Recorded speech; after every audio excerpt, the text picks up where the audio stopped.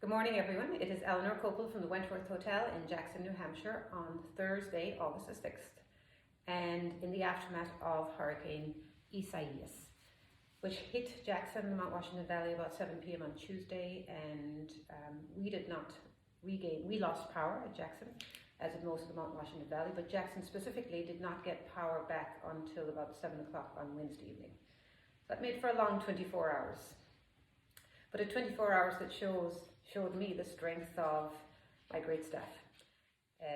I had Lilia at the front desk during the day, Frank at night, no power, no computers, and just communicating with the guests. Deb took all our computers to her home, plugged them all in, so if you were checking in or out with Frank or Lilia, physically they checked you in at the front desk, and Deb did all the paperwork and all of the checking in via the computers from her home, and shuttled this information back and forth. Irina, Sita stood by my side the whole day, making decisions on what to communicate to our guests, getting refrigerated trucks so we could preserve our food inventory, how we were going to best keep you safe.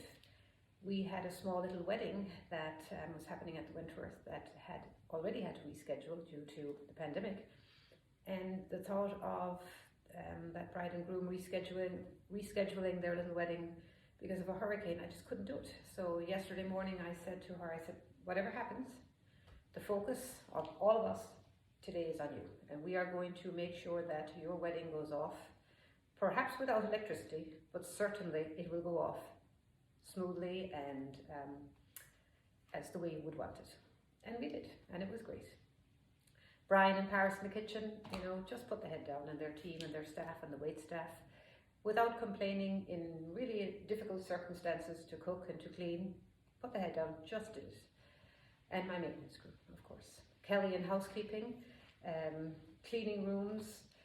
We had one vacuum that had a battery pack, but it had to be powered in, so Lilia would grab it, run it down to her house in Glen, plug it in for an hour, bring it back, and Kelly would vacuum another 4 rooms.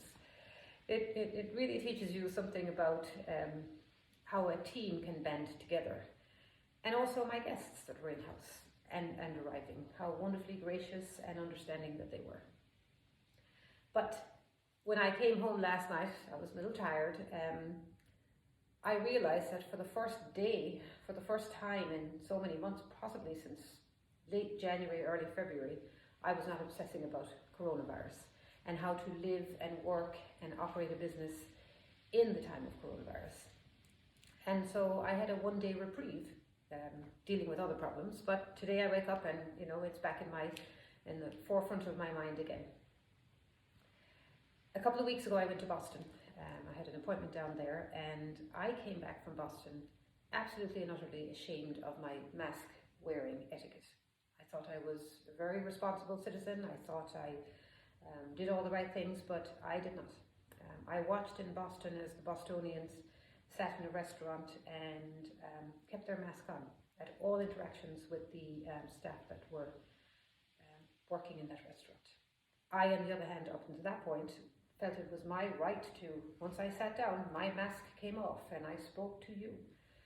No, they just put their mask right on, kept their mask on as the wait person came to the table, as the wait person took their order, and only when the wait person left would they take their mask off.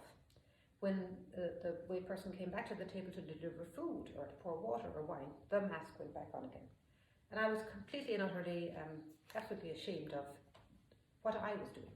Because even though I knew wearing a mask keeps you safe, I wear a mask to keep you safe, and then you wear a mask to keep me safe.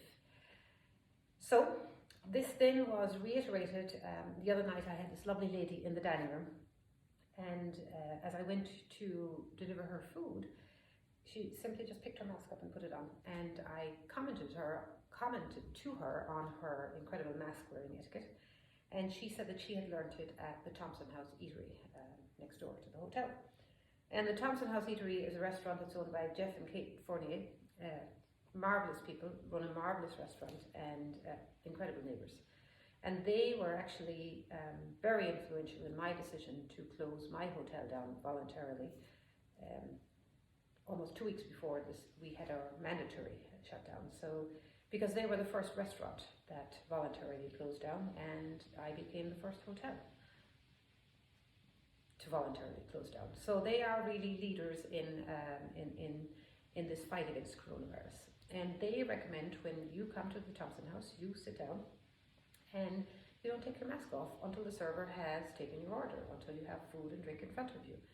And so I'm going to take on their initiative and my experience in Boston and ask you, my incredible guests who have been so gracious, so kind and generous to my staff, have been respectful with your distance and your mask wearing.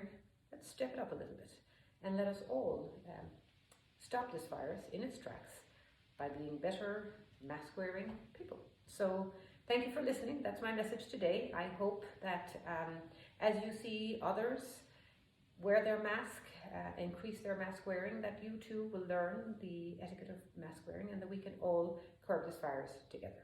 So thank you so much, and I look forward to seeing you soon.